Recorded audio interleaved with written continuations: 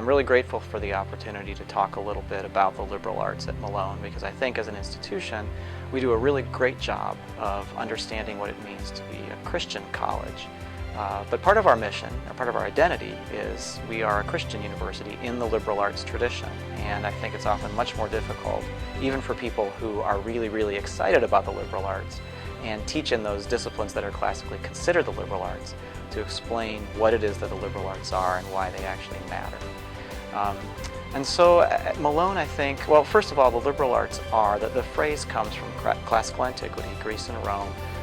It was a way of differentiating an education that was provided to citizens who were free as opposed to enslaved, liberal, hence the liberal arts. This was the kind of education that it was deemed necessary for someone to have if they were to function well as a free person in ancient society. So it's really applicable to 21st century American culture, really Western culture. When people make arguments for the value of the liberal arts, there are really two different ways that you'll find arguments made in colleges across the country today.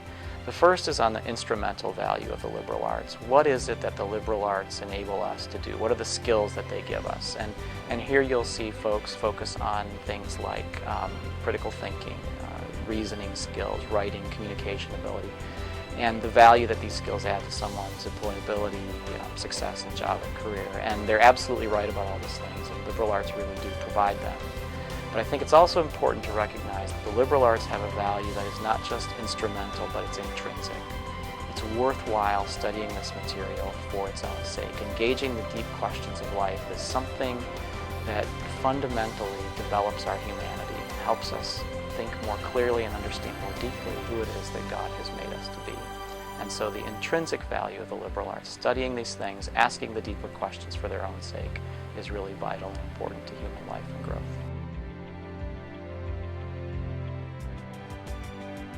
And that gets to the second reason that we embrace the liberal arts model at Malone, and that's the idea of the importance of flexibility and graciousness of mind.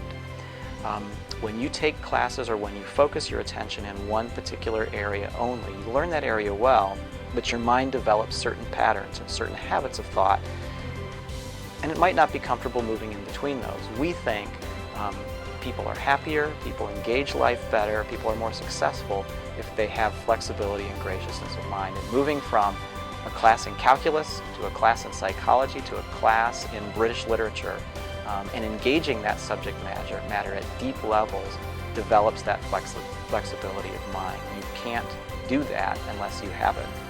And so that's a really great benefit, and something that is real central to our understanding of the liberal arts at Malone.